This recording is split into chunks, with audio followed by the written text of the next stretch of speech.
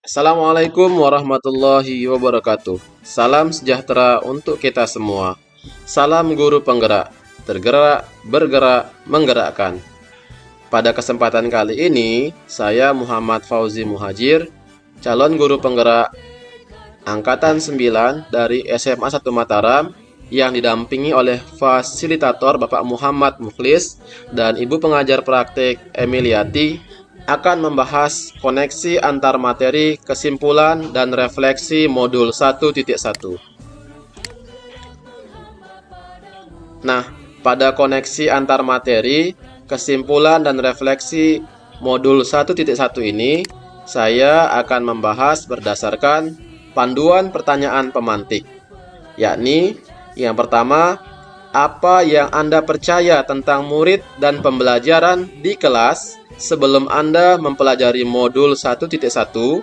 Kedua, apa yang berubah dari pemikiran atau perilaku Anda setelah mempelajari modul ini? Ketiga, apa yang dapat segera Anda terapkan lebih baik agar kelas Anda mencerminkan pemikiran Ki Hajar Dewantara? Baik, saya akan mengulas dari yang pertama. Pemahaman saya tentang murid dan pembelajaran di kelas sebelum mempelajari modul 1.1, yakni yang pertama, pemahaman awal saya tentang murid.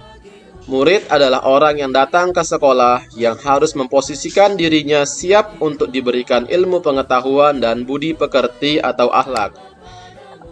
Adapun pemahaman awal saya tentang pembelajaran, pembelajaran adalah proses transformasi pengetahuan dan nilai-nilai yang menurut saya lebih efektif jika hening, tidak riuh dan ribut, serta konsentrasi tinggi. Kemudian, pemikiran atau perilaku saya yang berubah setelah mempelajari modul ini. Nah, setelah mempelajari modul ini, ada beberapa hal yang berubah dari pemikiran dan perilaku saya. Di antaranya, yang pertama, paradigma menghamba pada murid. Awalnya, pemikiran saya tentang menghamba pada awalnya tadi sulit diterima karena merendahkan peran saya sebagai guru. Namun ternyata, konteks menghamba ini ialah bagaimana guru mencurahkan potensi, energi, dan perhatiannya untuk berbuat yang terbaik demi kemajuan murid, sesuai peran guru baik di depan atau ing ngarso sungtolodo, di tengah atau ing madio mangunkarso, maupun di belakang atau tuturi handayani. Jadi bukan merendahkan.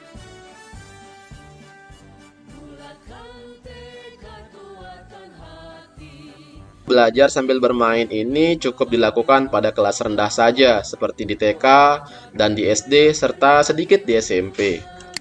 Namun ternyata, belajar sambil bermain tetap bisa diterapkan dan relevan juga dengan anak SMA dengan ragam manfaat dan keunggulan bagi perkembangan murid seperti motorik kasar, motorik halus, dan lain-lainnya. Sehingga saya perlu mengkonsepkan permainan-permainan yang relevan, baik games maupun ice breaking untuk murid-murid saya di kelas. Yang ketiga, pendidikan yang menuntun kodrat murid. Yang saya pahami tentang pendidikan sebelumnya adalah melatih dan mengembangkan potensi, baik itu pengetahuan, keterampilan, dan sikap peserta didik. Nah, setelah mempelajari modul 1.1 ini, saya mendapatkan wawasan pemikiran kodrat alam dan kodrat zaman, sehingga menjadi penebal komitmen saya untuk bisa menemukan potensi dan menebalkan kodrat yang dibawa oleh murid dan tantangan yang mengiringinya, baik itu tantangan zaman dan tantangan-tantangan lainnya.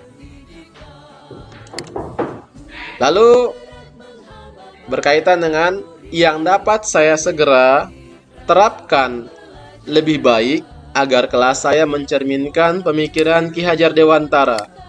Tentu yang pertama ialah tadi pembelajaran yang menghamba pada murid, dengan memperhatikan kembali modul ajar maupun skenario pembelajaran agar dapat seoptimal mungkin mendukung setiap potensi murid, dengan melihat-lihat kembali asesmen awal tentang potensi murid, kemampuannya, kelebihan, dan hal-hal yang dia miliki. Karena murid sekali lagi bukan kertas kotak, tapi adalah kertas yang sudah berisi titik-titik-titik kodrat-kodrat positif yang perlu ditebalkan oleh guru dalam proses pembelajaran. Yang kedua, games pembelajaran. Nah, games pembelajaran ini agar pembelajaran tidak jenuh dan monoton bagi murid, serta menguatkan motorik kasar dan motorik halus murid. Dan yang ketiga, teknologi pembelajaran. Teknologi pembelajaran ini untuk memfasilitasi tumbuh kembang murid sesuai kodrat zamannya sehingga tidak gaptek atau sesuai dengan pembelajaran abad ke-21. Dan terakhir yang keempat, tebalkan akhlak murid atau tamu.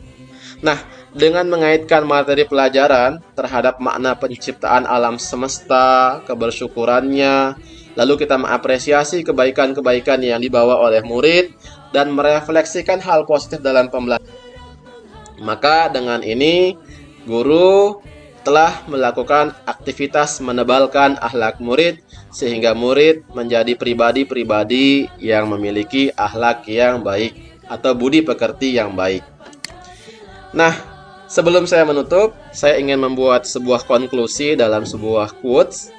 Bukan perubahan besar yang sulit diterapkan, tapi perubahan kecil yang dihimpun terus-menerus yang diharapkan dalam praktik pembelajaran kita di kelas.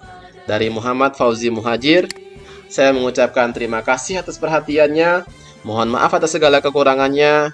Salam guru penggerak, tergerak, bergerak, menggerakkan. Assalamualaikum warahmatullahi wabarakatuh.